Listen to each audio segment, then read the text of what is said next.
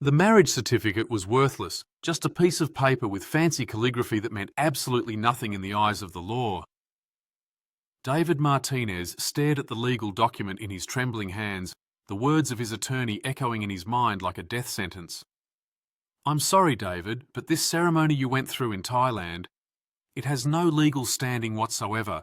Your assets, your house, your retirement fund, they're all gone." How does a man in his 50s, successful, educated, with decades of life experience, fall into such a devastating trap? How does someone who built a consulting business from scratch, who raised 2 children, who thought he understood the world, lose everything to what turned out to be an elaborate deception? The answer is both simple and terrifying. Love makes us blind, and desperation makes us stupid. David never imagined that at 54 years old, sitting in his attorney's office in downtown Portland, he would be hearing these words. The beautiful ceremony he remembered so vividly, the flowers, the traditional music, the joy in his bride's eyes, it was all theatre. An expensive, life-destroying performance that cost him everything he had worked for over 3 decades. If you're watching this story, please take a moment to subscribe to our channel. These real-life stories need to be told, and your support helps us continue sharing these important warnings with people who might be walking into similar traps. But let's start from the beginning, because David's story didn't begin with that devastating phone call from his lawyer. It began 2 years earlier, with grief, loneliness, and a heart desperate to love again. David Martinez had always been what people called a good man. He worked hard, paid his taxes, coached his son's baseball team, and loved his wife Margaret with the kind of steady, reliable affection that lasts decades. They met in college, married young, and built what seemed like the perfect middle-class American life in their suburban Portland home. Margaret was a teacher, David ran a small but successful business consulting firm, and their 2 children, Jessica and Michael, grew up wanting for nothing. Then Margaret got sick. Pancreatic cancer, the doctors said, 6 months, maybe 8 if they were lucky. David watched the woman he loved for 26 years disappear before his eyes, fought beside her through chemotherapy, held her hand through the dark nights when the pain was unbearable, and was there when she took her last breath on a rainy Tuesday morning in March. The funeral was everything Margaret would have wanted, simple, dignified, surrounded by family and friends. But after everyone went home, after the casseroles stopped coming, after the sympathy cards stopped filling his mailbox, David found himself alone in a house that felt like a museum of memories he couldn't bear to face. Jessica was in graduate school in California, pursuing her PhD in psychology. Michael had just started his career as a software engineer in Seattle. They called regularly, visited when they could, but they had their own lives to build. David understood this, even encouraged it, but understanding didn't make the silence any less deafening. For 8 months, David went through the motions of living. He kept his business running, though his heart wasn't in it anymore. He ate dinner alone every night at the kitchen table where he and Margaret had shared thousands of meals. He slept on his side of their king-size bed, leaving Margaret's side untouched, her pillow still holding the faint scent of her perfume. His friends tried to help. They invited him to barbecues, tried to set him up with recently divorced women from their social circles, suggested he travel or take up new hobbies. But David felt like he was walking through life wearing a heavy coat of grief that nothing could remove. He wasn't ready to move on, wasn't sure he ever would be. It was his daughter Jessica who finally pushed him toward what would become the most dangerous decision of his life. During one of their Sunday phone calls, she said something that cut through his numbness like a knife. "Dad, Mum wouldn't want you to stop living. She'd want you to find happiness again. Maybe not the same kind of happiness, but something. You're only 52. You could have 20 or 30 more years ahead of you. Don't waste them mourning." Those words stayed with him for weeks. Slowly, very slowly, David began to consider the possibility that maybe Jessica was right. Maybe there was life after Margaret. Maybe he could find some form of companionship, if not love, then at least someone to share meals with, to talk to in the evenings, to help fill the enormous space Margaret's absence had created in his world. David's first tentative step back into the world of human connection came through an unexpected source: his business. He had always specialised in helping small companies streamline their operations, but as the world became increasingly digital, he found himself working with more international clients. One of these was a small import business run by a Thai-American woman named Lila. Lila was 41, beautiful in a way that seemed almost ethereal to David. She had moved to the United States 15 years earlier to attend university, married an American man who turned out to be abusive, divorced, and was now successfully running her own business, importing handcrafted goods from Southeast Asia. She was smart, articulate, and when she smiled, David felt something he thought had died with Margaret stir back to life. Their relationship began professionally. Lila needed help organising her inventory systems and streamlining her supplier relationships. David found himself looking forward to their weekly meetings in ways that had nothing to do with business. She listened to his suggestions with genuine interest, asked thoughtful questions, and slowly began sharing pieces of her own story. She told him about growing up in a poor village outside Bangkok, about watching her parents struggle to provide for their 5 children, about the scholarship that brought her to America, and the dreams that kept her going through difficult times. She spoke about her ex-husband's cruelty with a quiet strength that David found both heartbreaking and inspiring. "I learned that sometimes the people who promise to love you can be the ones who hurt you most," she said during one of their meetings, her dark eyes holding a sadness that resonated deeply with David's own pain. "But I also learned that you cannot let fear stop you from hoping for something better." 3 months into their business relationship, David found himself thinking about Lila constantly. She was everything Margaret hadn't been: exotic, mysterious, slightly dangerous in the way that people who have survived real hardship often are. Where Margaret had been solid and predictable, Lila was fluid and surprising. Where Margaret had been comfortable and familiar, Lila was exciting and new. The transition from business to personal happened gradually, then suddenly. A dinner meeting that lasted until midnight, a weekend consultation that turned into a day exploring Portland's food scene, long phone calls that had nothing to do with inventory management and everything to do with the growing connection between 2 people who had both known loss and were ready to risk loving again. Lila was different from anyone David had ever been with. She was passionate about everything: her business, her culture, her beliefs about family and loyalty, and the importance of never forgetting where you came from. She cooked elaborate Thai meals in his kitchen, filling the house with smells and sounds that were completely foreign but somehow felt like home. She talked about taking him to Thailand to meet her family, to see the temples and markets and beaches of her childhood. But even in those early intoxicating days, there were small things that bothered David. Little inconsistencies in her stories, the way she sometimes seemed to be performing emotions rather than feeling them. The fact that despite claiming to be close to her family, she never seemed to video call them or receive calls from them. The way she deflected whenever he asked specific questions about her business's financials or her plans for the future. David told himself these were cultural differences, or perhaps the natural guardedness of someone who had been hurt before. He was so hungry for connection, so grateful to feel alive again, that he ignored the small voice in his head that whispered warnings he wasn't ready to hear. 6 months after their first business meeting, David and Lila were inseparable.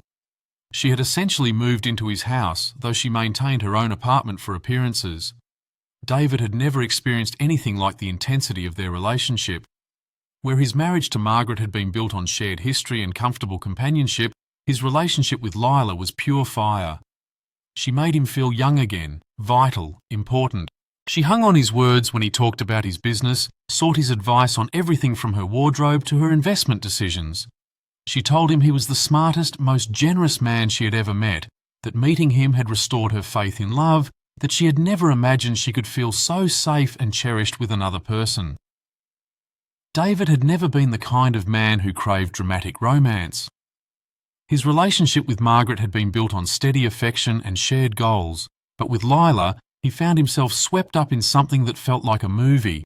She left love notes in his briefcase, surprised him with elaborate home-cooked meals when he returned from business trips, and talked about their future together with a certainty that both thrilled and slightly unnerved him.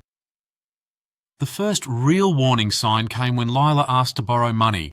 It was $10,000, she said, to help her expand her business.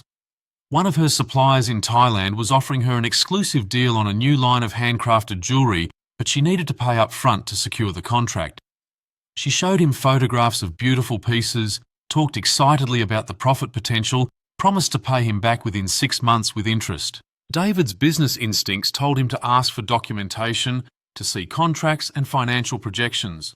But when he looked into Lila's trusting eyes, when she told him how much his belief in her meant, when she kissed him and whispered that she had never had a partner who truly supported her dreams, he found himself writing the cheque without asking any of the questions he would have demanded of any other client.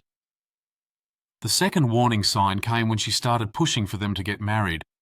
Not just married, but married in Thailand, surrounded by her family, in a traditional Buddhist ceremony that would honour her heritage and give their union the proper spiritual foundation. She painted pictures of a beautiful outdoor ceremony in her village, of his children flying in to meet her extended family, of a honeymoon touring the temples and beaches of Southeast Asia. David found himself caught up in her enthusiasm. The idea of starting completely fresh, of having a wedding that was nothing like his first marriage, of beginning this new chapter of his life with such a dramatic gesture, appealed to something in him that he hadn't known existed. His children were initially sceptical. It seemed too fast, too exotic, too different from the father they thought they knew. But when they met Lila, when they saw how happy David seemed, they gave their reluctant blessing. The third warning sign was how quickly Lila began integrating herself into David's financial life. She started coming with him to meet with his accountant, asking detailed questions about his retirement investments, suggesting ways they could combine their resources to maximise their earning potential.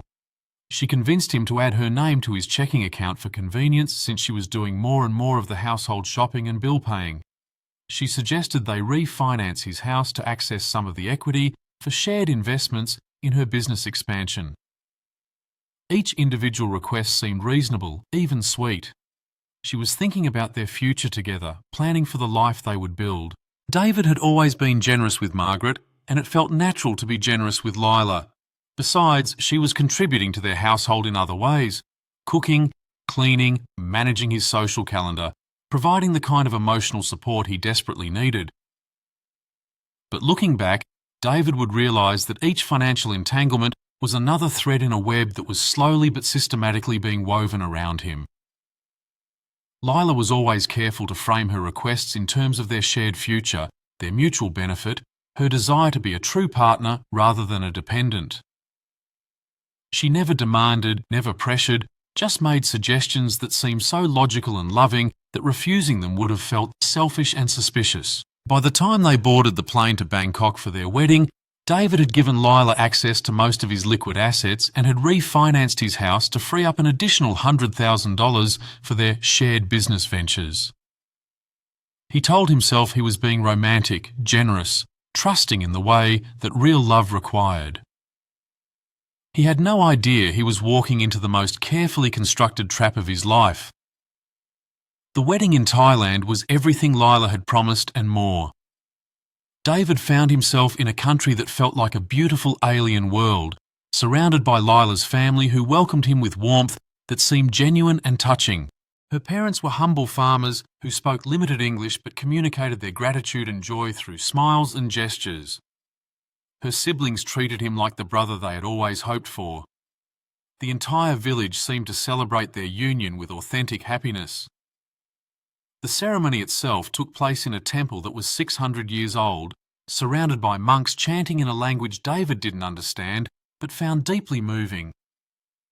Lila looked radiant in traditional Thai dress, and when she looked into his eyes during the exchange of vows, David felt certain he had made the right choice. This was real love, deep love, the kind of love that transcended cultural differences and age gaps and all the practical concerns his friends and children had raised.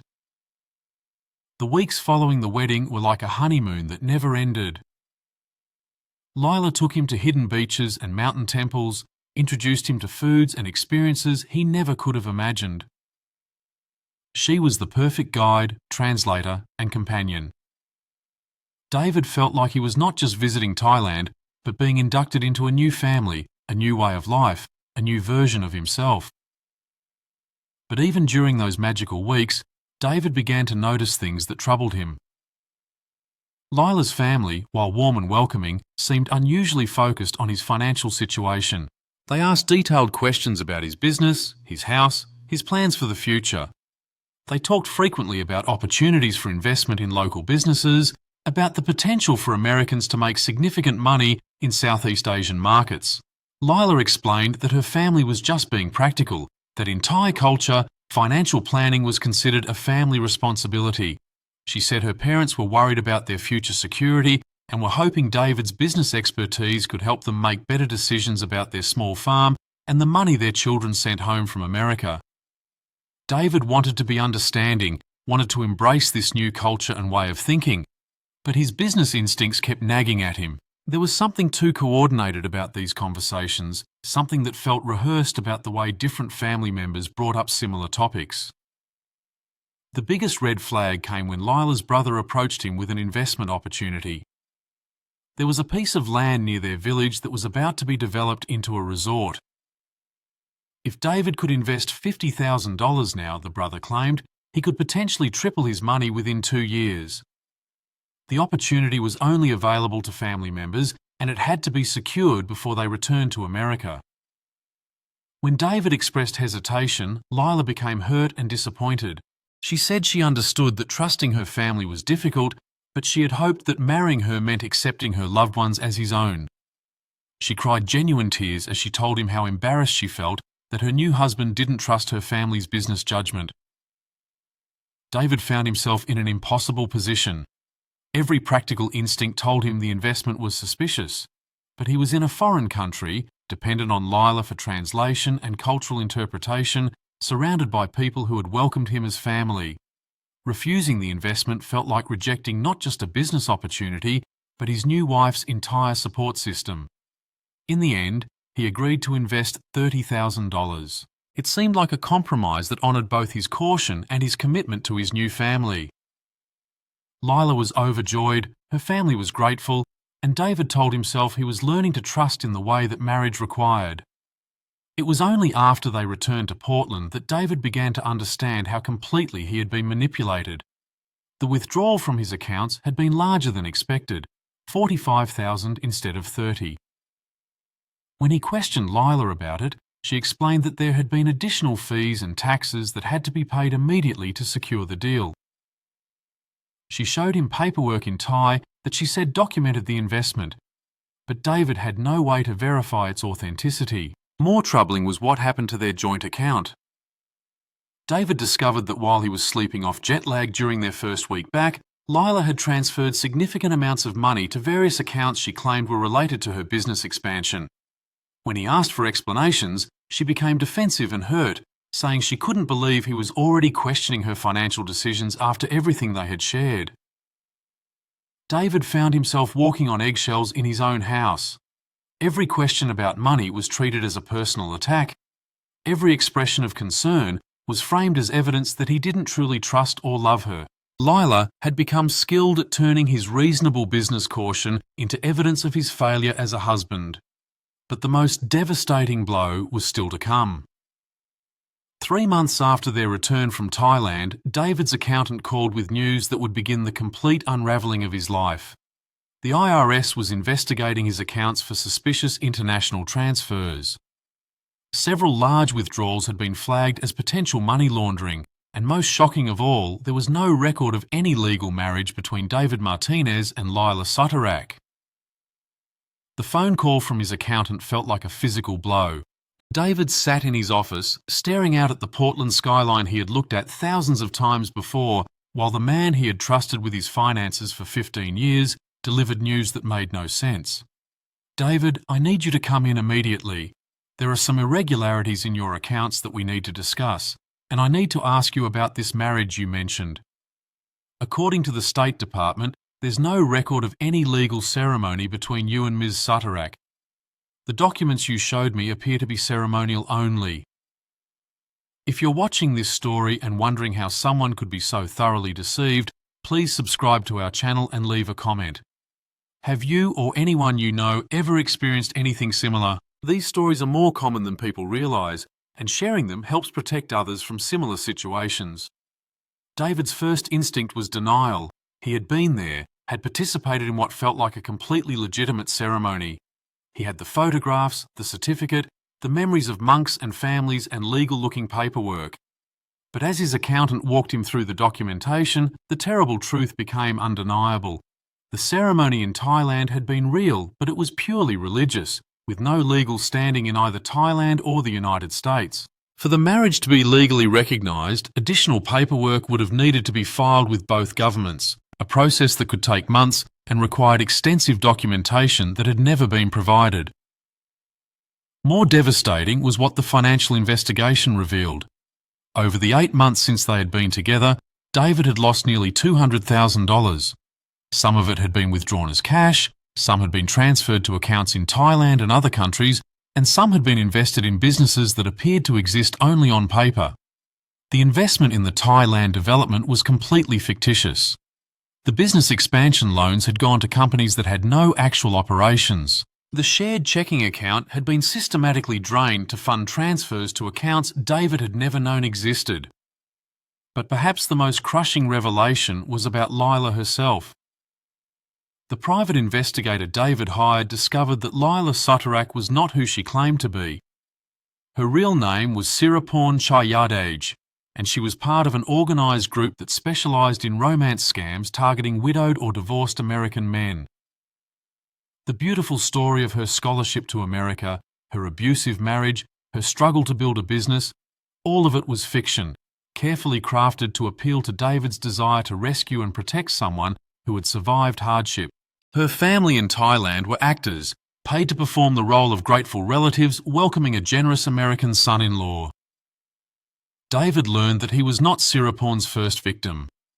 Over the previous 5 years, she had conducted similar relationships with at least 3 other men, each time using slight variations of the same story, the same gradual financial manipulation, the same fake wedding ceremony. The private investigator estimated that her total theft from American victims exceeded $500,000.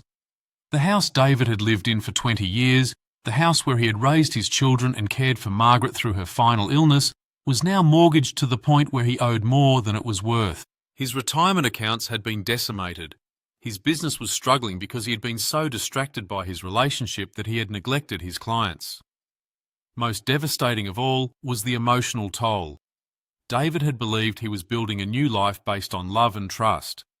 Instead, he had been the target of a carefully orchestrated criminal enterprise. Every moment of intimacy, every expression of love, every shared dream had been a performance designed to separate him from his money. The woman he had fallen in love with had never existed. Lila, with her sad stories and hopeful dreams and passionate declarations of love, was a character created specifically to exploit his loneliness and generosity. The real Siriporn was a predator who had studied his vulnerabilities with the precision of a scientist and had manipulated them with the skill of a professional actress. When David confronted Siriporn with the evidence his private investigator had uncovered, her response was swift and terrifying. Gone was the loving, vulnerable woman he thought he had married. In her place was someone cold, calculating, and utterly without remorse. "You cannot prove anything," she said, her accent suddenly sharper, her English more precise than it had ever been during their relationship. "Try to make trouble for me, and you will discover what real trouble looks like." The threats began immediately.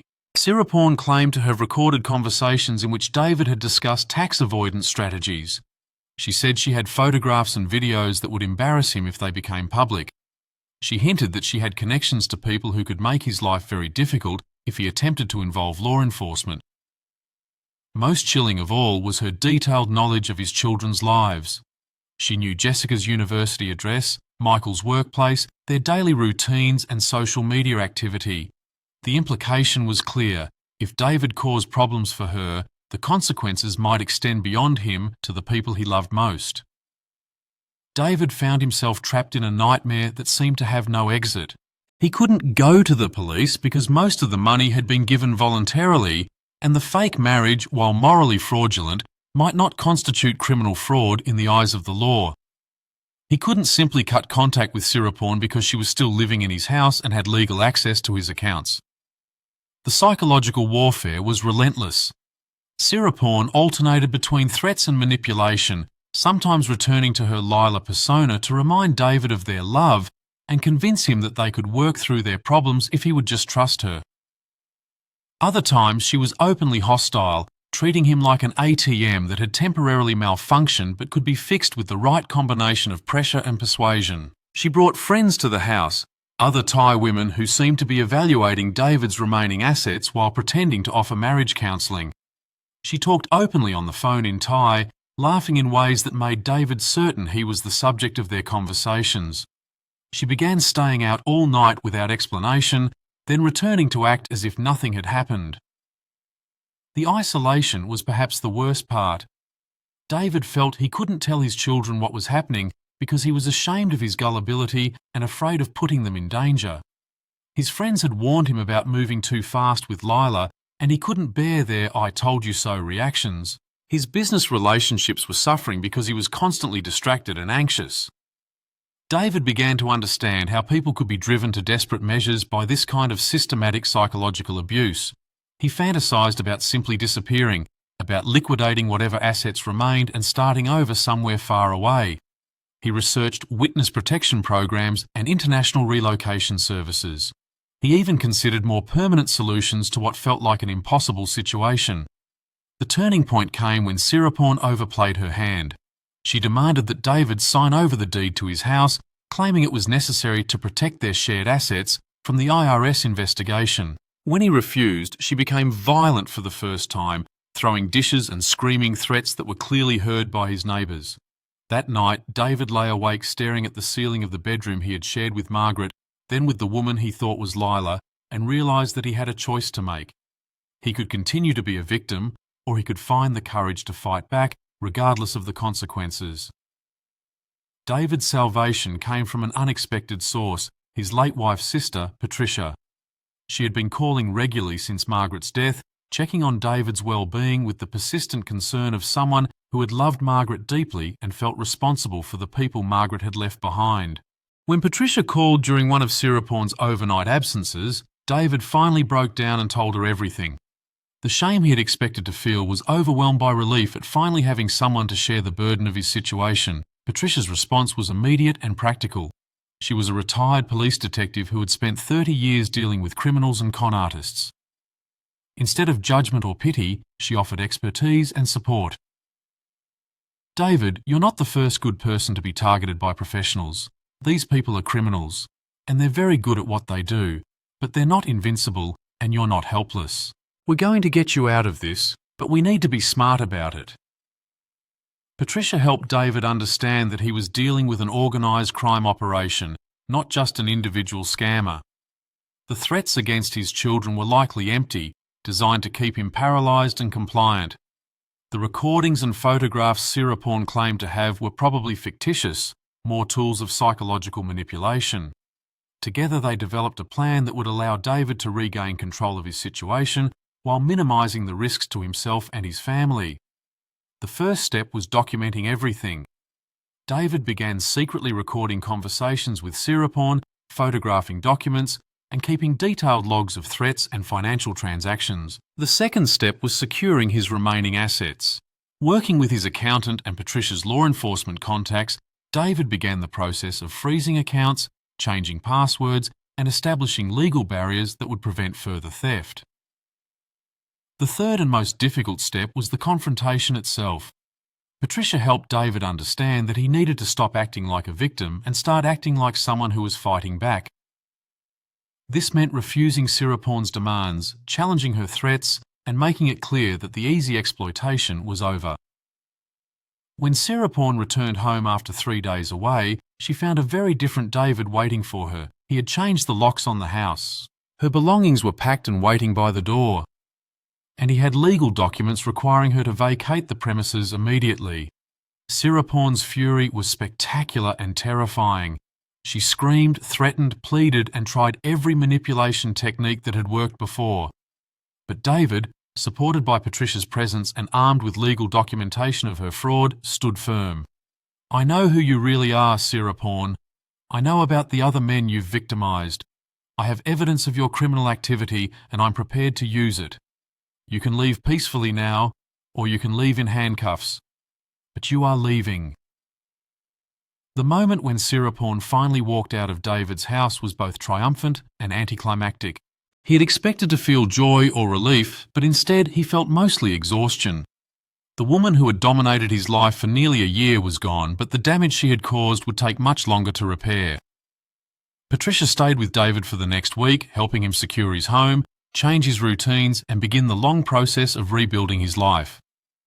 She also helped him understand that his healing would require more than just removing Siriporn from his life. He needed to understand how he had become vulnerable to her manipulation in the first place. The months following Siriporn's departure were among the most difficult of David's life. The practical challenges were enormous: rebuilding his finances, restoring his business relationships, dealing with law enforcement and tax authorities. But the emotional challenges were even greater. David struggled with shame, anger, and a profound sense of betrayal that went beyond what Siriporn had done to him. He felt betrayed by his own judgment, his own instincts, his own capacity for love. How could someone who had successfully navigated business relationships for decades have been so completely fooled by a criminal?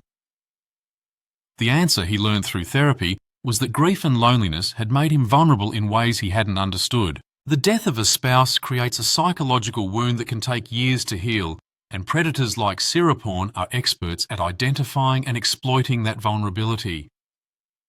David's therapist helped him understand that his desire to love again, to find companionship and intimacy after Margaret's death, was not foolish or wrong. What had been wrong was his rush to trust, his willingness to ignore warning signs because he was so desperate to believe that love was possible again. Rebuilding his relationship with his children was particularly challenging. Jessica and Michael were hurt that their father had hidden such a significant crisis from them, and they were angry that he had risked their inheritance and security for someone they had never fully trusted. But they were also compassionate enough to understand that their father had been targeted by professionals who specialised in exploiting people exactly like him. The financial recovery was slow and incomplete. David was able to recover some of the stolen money through insurance claims and civil litigation, but the majority was gone forever. He had to sell the house he had shared with Margaret, downsize his lifestyle significantly, and delay his retirement by at least 5 years. But perhaps the most important part of David's recovery was his decision to share his story publicly. Working with law enforcement, he helped build cases against Siriporn and her associates. Several other victims came forward after hearing David's story, and the investigation revealed a network of romance scammers operating across multiple states and countries. David also began speaking to groups of widowed and divorced people, sharing his experience as a warning and offering support to others who were navigating the dangers of late-life dating. He discovered that his story was tragically common, that thousands of Americans lose billions of dollars each year to romance scams targeting people who are grieving, lonely, or simply ready to love again. Through this work, David found a sense of purpose that helped transform his victimization into advocacy. He couldn't undo the damage Siriporn had caused, but he could help prevent others from suffering similar fates. He became an expert in recognizing the warning signs of romance scams and helped develop educational programs that could protect vulnerable people. Most importantly, David began to heal emotionally. The shame that had consumed him in the immediate aftermath of the scam slowly gave way to understanding and self-forgiveness. He learned to see himself not as a fool who had been easily deceived, but as a good person who had been targeted by criminals precisely because of his capacity for trust and generosity. 2 years after Siriporn walked out of his life, David Martinez sat in his modest apartment overlooking the Willamette River, reflecting on the journey that had taken him from successful businessman to crime victim to survivor and advocate. The view was different from his old house, smaller and less grand, but it was his, and it was safe. The most important lesson David learned was that love and vigilance are not mutually exclusive. His marriage to Margaret had taught him that real love grows slowly, built on shared experiences and proven trust. His experience with Siriporn had taught him that predators understand this and deliberately accelerate the timeline to prevent their victims from thinking clearly. David learned to recognize the warning signs that he had ignored in his desperation to love again. Love bombing, the excessive attention and affection that Siriporn had used to overwhelm his judgment. Financial entanglement, the gradual requests for money and access that had seemed reasonable individually but were devastating collectively. Isolation, the subtle ways Siriporn had separated him from his support network and made him dependent on her interpretation of reality. He also learned that recovery from this kind of victimization requires more than just practical steps. It requires rebuilding your sense of self-worth, your ability to trust your own judgment, and your faith that good people exist even though bad people also exist. This process cannot be rushed, and it requires professional help and community support. David's relationship with his children had ultimately grown stronger through the crisis. Jessica and Michael had learned to see their father not as an invulnerable authority figure, but as a human being capable of making mistakes and needing support. They had also learned valuable lessons about the importance of maintaining close family relationships as protection against predators who target isolated individuals. Most remarkably, David had not given up on the possibility of love. Through his advocacy work, he had met other survivors who had rebuilt their lives and found healthy relationships. He had learned that the goal was not to become cynical or closed off, but to become wise and careful.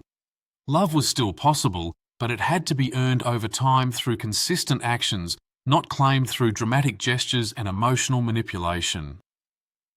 David's advice to anyone in a similar situation was simple but profound. Trust your instincts, maintain your independence, and never let anyone rush you into major financial or emotional commitments. Real love is patient and understanding. Real love doesn't demand immediate access to your resources or try to separate you from your support network. Real love grows stronger with time and scrutiny rather than weaker. To the viewers watching this story, David's message was clear.